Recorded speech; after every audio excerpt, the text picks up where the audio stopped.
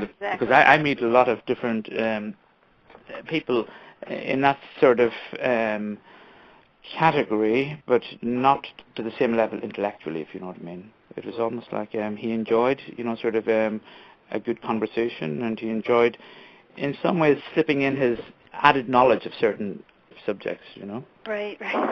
Yeah. Yeah, I had heard he was very, very, very intelligent, very smart businessman, and I think there's a lot of people that didn't see that either. There's so, and not because of him, but because of how the media portrayed him, and people were drawn into that so much. But it almost sounds like he had. He was given so many gifts, not just in music, and it seems like he was just gifted in almost every area. Absolutely. There's absolutely no doubt about that. You take somebody like Elvis, and I don't mean in any way to sort of disrespect Elvis's legacy or his memory, but, Elvis could sing, but that was about it, Michael could sing, he could write music, he could dance, he could play, sort of a guitar, he could play, a piano, and he just, as you said, was, sort of multi-talented on many, many levels. Yeah. And something else about Michael. We, the fans, felt loved by him. It wasn't just with Michael idolizing, with us idolizing Michael.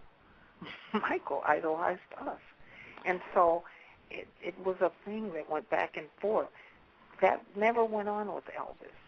Oh, I agree with you, absolutely. And in some ways, Elvis even sort of built the walls of Graceland, sort of with barriers almost like keeping the fans out, whereas Michael was the antithesis of that and invited particularly the children and other sort of groups, to his own home. And I think in some way his love of the fans also got him into trouble to an extent, because certainly that incident in the Adlon Kempinski in Berlin was nothing more than him wanting to share the joy. I think it was Blanket, wasn't it? Yeah, the fans. But suddenly, again, the media handed him and took it up the other way around, because there certainly would be a lot of people. I'd say if Kurt Cobain, when he was alive, was in that hotel room, the windows would be closed and he'd be in his bed. Rather than sort of, wanting to interact with all the sort of... If it had not been that, it would have been something else. I think that Bashir was there saying, "Why are you writing on the pillow? The pillow belongs to the hotel." I mean, Michael could probably...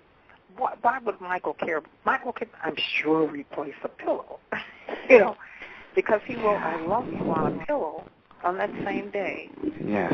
And I think that whole episode with meeting Martin Bashir was horrendous, and the person who introduced them, I don't think he really forgave them ever for that. I think it was such a horrible thing to do. A lot of people don't realize that 2 film cameras running at the same time, and Michael was doing his own sort of edit at the same time as Bashir's documentary was going, and that showed up in the trial. They were able to compare the two things, and thankfully, within 2 or 3 days, and Tom Messer will tell you this, sort of Bashir was absolutely humiliated that he had sort of come across with just falsities, that he sort of had edited his thing to put Michael in a bad light, and he was sent down or away as a, as a bad witness, and I think and left the trial very quickly. But I think that really, really was such a level of betrayal. I suppose Michael, he never discussed that with me per se, regarding Mr. Bashir. He certainly often mentioned Tom, and in the fondest terms, but you could know that it hurt him so, and even I think want to discuss it, because he'd almost, when he'd come close to it, not so much clam up, but almost stop talking and look into space for a while, and you just knew yourself, don't go there at this point in time. Oh, sure. Yeah, and there's people that believe too that Bashir was sort of used in this way to, almost like this was a whole setup to lead towards this trial. Michael was coming to see me, apparently. It was in the London papers only a few days before he died, which is sad as well, because he would have been out of that situation. Yes, just 1 week before, I think in some of the London papers, some of his staff had sort of released that. But there were some things that would have done together probably. He had wanted to do something together with HIV, AIDS, patients in Africa, and he was going to set up a concert in Rwanda. Well, that's, sort of where Grace originally grew up. She later went and lived in Kampala and went to school there, but certainly Rwandan by birth, and she wanted to sort of, help as well. And Grace is such a lovely person as well, and the media gave her such a hard time, but I mean, absolutely a lovely person with Michael's interests always at heart, and a great passion for, humanitarianism and for the HIV situation in Africa as well. Certainly, absolutely a wonderful person. And we talked to Nelson Mandela one night on the phone. Nelson had phoned Michael, and Michael came through and says, "It's Mandiba, do you want to speak?" And I didn't even know who Mandiba was, because I never knew his sort of pet name. Yeah. So we were in a three-way conversation, but then he turned around and he says to me, "Patrick, he'll not remember anything of that. Be in Michael's confidence to have told me what it was, but it would lead to a situation where certain things would not be remembered in the same way." So he was going to deal with his son to set up everything. And it's a pity, because when he went back to Las Vegas and that, then the possibility of that happening, sort of, got smaller, and then the concert thing came up. But that would have been such a wonderful thing, because I think he often felt he hadn't done enough, I think, for Africa from the point of view of the music. Now, I know he gave almost 60 to 70% of all his humanitarian thing went to the African continent, so I don't mean in that sense. But when he was down in Africa before, in his concerts, it was often on the West Coast, and I think he would have loved to have been involved in a Band-Aid type thing for, sort of HIV in Africa, a humanitarian concert, and that would have been lovely to see, because that would be the uniting of all the forces, his goodness, his roots, his continent, sort of helping people with that particular illness, and it would have been, I suppose, putting his stamp on something that the world's seen, rather than all the time, sort of giving it behind him. I know he got involved in the 9/11. He always would have wanted to, in my mind, have done something similar to Africa, because he mentioned it on at least 3 or 4 occasions. So it's a shame. His song did not come out for night. What more can I get? You mean it wasn't released? No, it was never released. They refused to release it.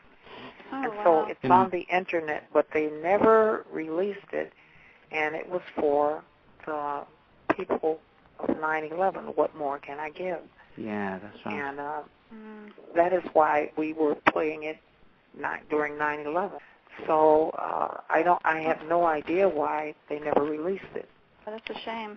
It is. The thing is that the last concert he gave was in the period that he was in Ireland. Remember when he went on stage to the World Music Awards in London?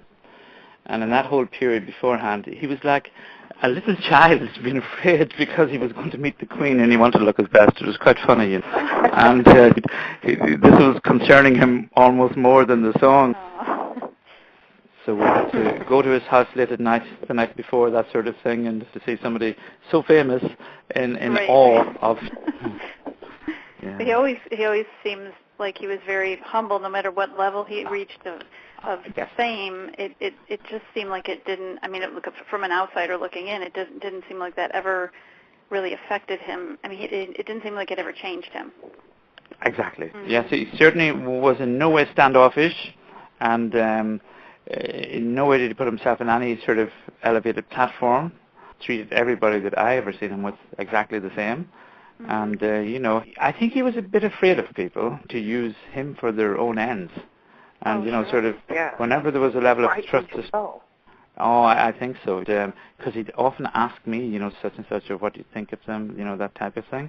So I think there was a certain, sort of level of, I suppose, more suspicion, rather than paranoia. But then I'm surprised that I had him wanting to do things like walk into the Children's Hospital in Crumlin in Dublin, where there would have been, sort of, I would have thought, a media fest. And then they would have followed him and they would have known where he was. I mean, you can imagine him walking into a kids' hospital in Dublin.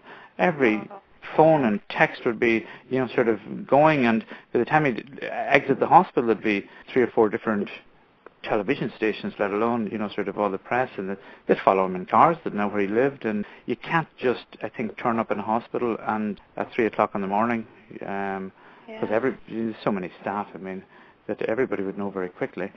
And I had some concerns as well, I suppose, that he would be put across in the wrong light.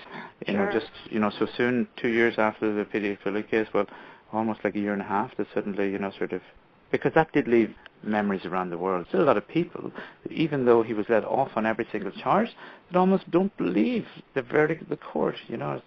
And it just goes to show you the power of the media and press, you know. But what a loss, and I think that it will be a long, long time before I think the planet ever has anybody of that level of, I think, integrity, spirituality, creativity, you know, again. Because he had them all in the one package, really. Able to connect all of us. It doesn't matter. It doesn't even matter who we are, where we are.